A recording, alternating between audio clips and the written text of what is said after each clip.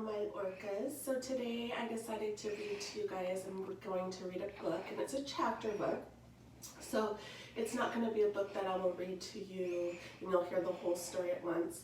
I will take time to videotape these. I'm going to read about 20 pages at a time so you guys don't get too bored, because I know you guys like to run around, and there's not very many pictures, so you won't be able to look at the pictures while I'm reading to you. You're just going to have to use your imagination. And then the next thing, it's a book about, the next thing I want to talk to you guys, it's a book about dogs. So that's why I'm holding my dog right here, Fudge. Fudge is a little tired right now. Fudge. This is Fudge. And so hopefully someday you guys will be able to meet Fudge. So first I want to talk about dogs and what we know about dogs. So I know that dogs love treats. And when you ask a dog if he wants a treat, he usually goes crazy, crazy, crazy. And if you saw, he kind of looked at me when he heard that word.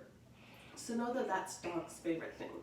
Dogs will also eat anything that they find on the floor. So if there's scraps of food on the floor, maybe you accidentally dropped, let's see, a chip that you were eating. A lot of times dogs will come and scoop that up and eat it.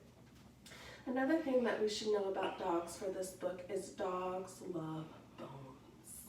It's known that they'll go, and sometimes even Fudge will take one of his bones and he'll go and he'll dig it and make a spot to dig it, put it in there, cover the hole back up, just so he knows he has a treat for later. So we need to know that about dogs. We need to know, let's see here. Well, probably as I am reading, I might stop and explain something for you. If something kind of seems, oh, I don't understand that. Dogs say bow wow wow a lot, and they bark and they ruff. What else do you do, Fudge? What are some other things you do that's silly? He'll do treats, he'll do tricks sometime for those treats, and you heard me say treats, so he's looking at me. I was trying to think of what else I need to tell you before reading, but can't think of anything else right now. So as I'm reading, I will stop and explain some things that might be a little confusing that you might not know about dogs and their silliness. So the book is kind of silly. It's on a dog's perspective. So it pretends that the person writing the story is a dog. And so we are his human pets. So for Fudge, I would be his human lady, because we have a human mom, a human dad, a human sister, and a human brother that live with the dog. And the dog's name is Junior. And also, another thing that as I'm thinking about this story is there's places where dogs go that are called, excuse me, kennels. And sometimes if a dog is lost or they can't find them, they'll go and put dogs in kennels. And the kennels are there for owners to come and see if they lost their dog, to see if they can find their dog. Or if the dog doesn't have an owner, for new owners to come and get the dog. So the dog's gonna start off in a kennel. And sometimes kennels aren't fun for dogs because it's a little, kind of like a little cave kind of that they're in. So sometimes dogs don't like kennels so much. So when we start this story, this dog does not like his kennel and he wants new owners. So let's see here. So this is called Dog Diaries. And like I said, it's a chapter book, so there'll be some pictures and then some, there won't be any pictures at all. Like this page, no pictures, but like some of these pages, there'll be pictures that I'll read about and show you. So this is the first page, page number 1 of our story. And it starts, here we go. Oh, you opened it. You actually opened my book. Now I'm gonna remember Remind you that this is a dog speaking, so let's pretend that everything that I'm reading right now is like Fudge was reading the story to you. I've been waiting for ages, and now a human youngling is finally reading this beginning of my story. This sure is a waggy, delicious moment.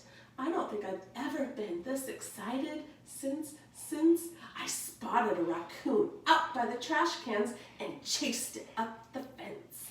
So dogs like to chase creatures a lot, and our little guy here likes to chase birds and squirrels, but Junior likes to chase raccoons. That was a good day. It was terrific. One of the greatest, but this is even greater. I love humans, and I bet you're a really tremendous one. Oh boy, oh boy, oh boy. Okay, I need to calm down a little if we're going to get this story told. What to do first? Oh yeah, here's a gift for you. It'd be rude of me not to share my best treasure, my favorite stick. It's yours, I insist. One end is a little chewed, but the rest of it is excellent. Don't crunch it all at once. There, now I forgot to put my glasses on. There, now my really real person pal and we can start the story properly. Sit down. I've always wanted to say that to a human. Okay, if you're comfortable, I'll begin. I remember like it was yesterday, the happiest moment of a mutt's life. When you see your pet human for the first time and you know instantly that you're going to be best friends forever. That's how it was when I met mine, and oh boy, do I have a great pet. But I'm getting ahead of myself. You don't even know who I am. I should probably start this story the way you humans like, with an introduction. Us dogs don't normally bother with things like that. We usually prefer to take a polite sniff of each other's behinds and hey, presto, we've got all the information we need. But for you, my non-furry reader, I'll make an exception. My name is Junior, or should I say, Hero. If you haven't guessed already, I'm a dog. Yep, shiny-nosed, lickety-tongued, floppy-eared, bow-wow, woof-woof, and you're holding my daily doggy diary in your 5-fingery digits. Consider yourself extremely lucky, my person pen pal. In this book, you'll find the story of my life so far with my brand new family, and it's a humdinger.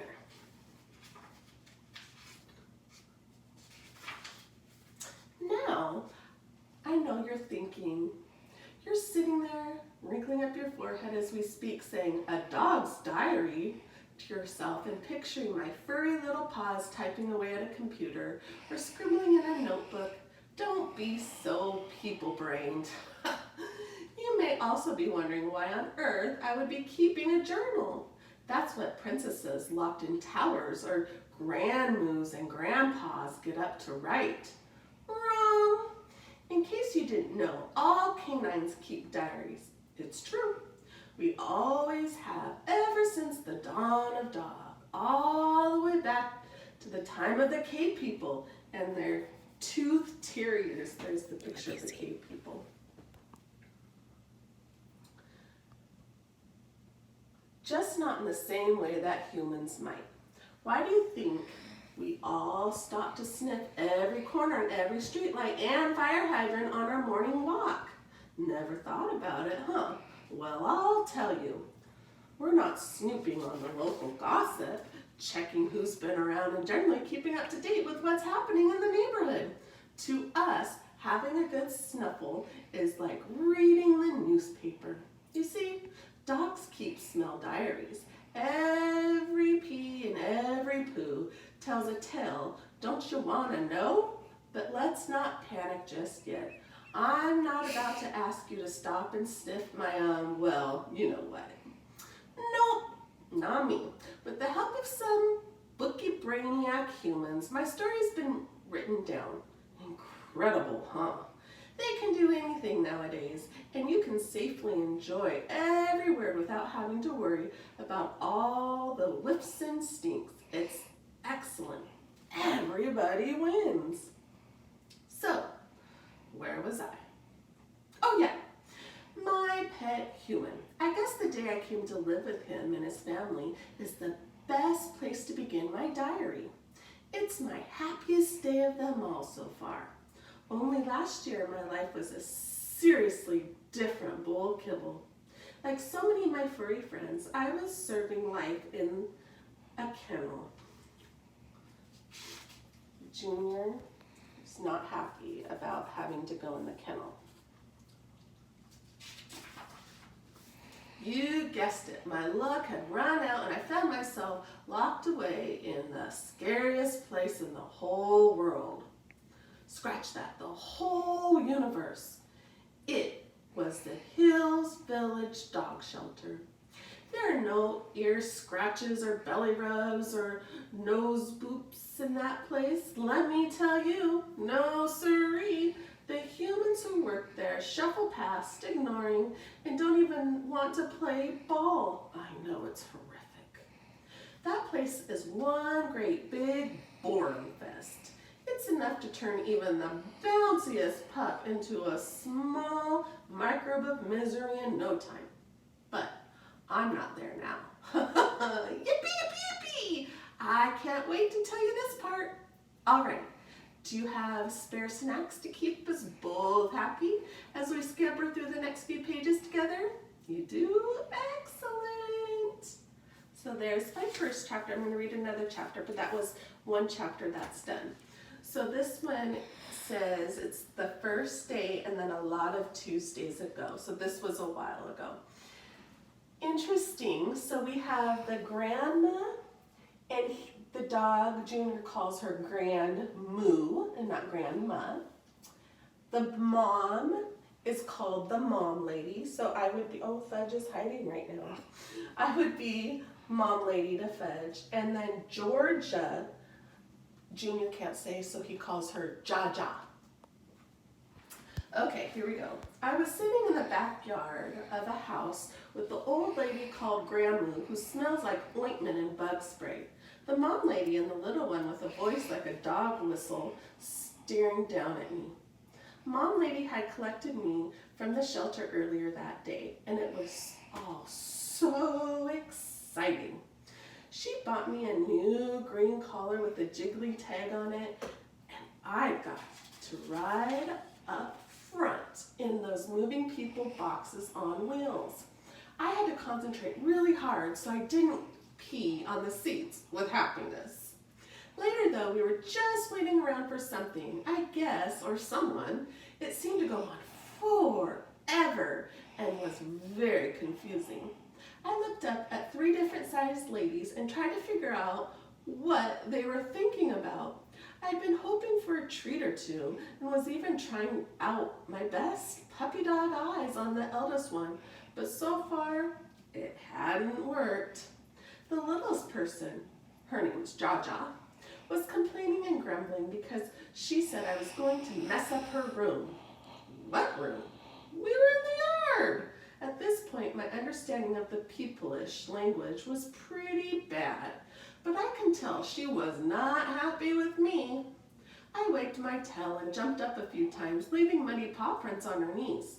Humans love that. But she pushed me away grunting. This can't be it, I thought to myself. It's just like the shelter. No one wants to play. But one person did. Hey! A boy's voice shouted from inside the house.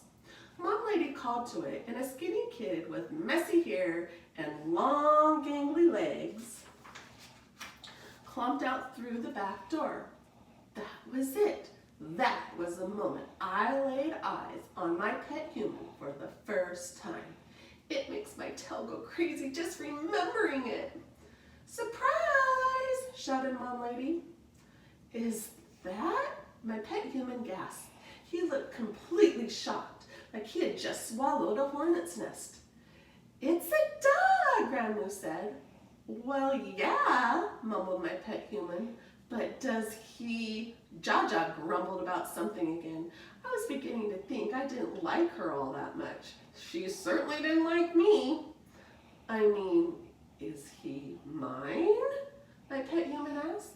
Yes, said Mom Lady. He's yours, Ruff. Ruff? The bestest name in all the world. His owner is named Ruff. Before I knew it, Ruff was down on the ground and I was planting as many slobbery licks on his cheek as I could. He smelled like junk food and broken rules and his face tasted like mischief. I loved it all. They say you never adore anything as much as your first pet, and I couldn't agree more. Don't get me wrong, I'd known plenty of other humans back before I wound up in the dog shelter, but none of those were mine to keep. Finally, I had a buddy for life. Just look at him. Okay, so this is the dog's owner, and his real name's Raffy, but they call him Ruff.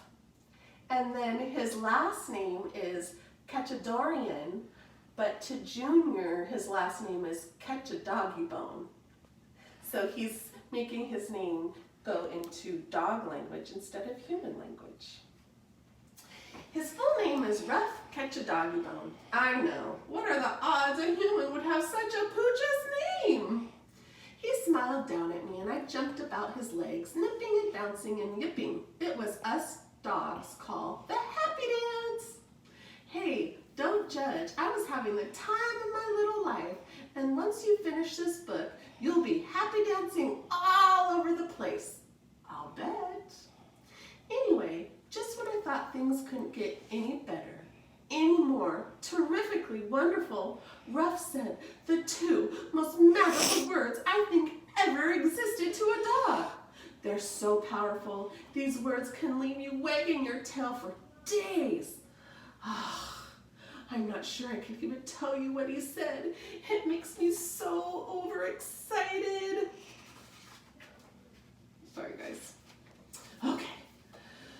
Breathe, Junior. Now remember the dog's name's Junior. Breathe, Junior. Okay. Breathe in, breathe out. Breathe in, breathe out. Right. I'm ready. Ruff looked at me. He smiled his goofy human smile, then patted me on the head, opened his mouth and said, "Good boy." He just said it. I swear I could have exploded into a billion little doggy pieces at that moment. Someone was telling me I was a good boy. So there it is, the beginning of my story. We're on page 21. And you're still here reading with me. I knew it'd be great, isn't it? Well, there's plenty more to tell you, so don't go anywhere just yet. My life with Ketchadoggy-Bone family had finally begun, and it's all fun and games from here on out in our brilliant home. Come see if you don't believe me. So tomorrow we'll go over where Junior lives and his home. So we'll start the next chapter, page 22, tomorrow when I read to you guys. All right, I hope you're enjoying Dog Diaries. Until next time, my orcas.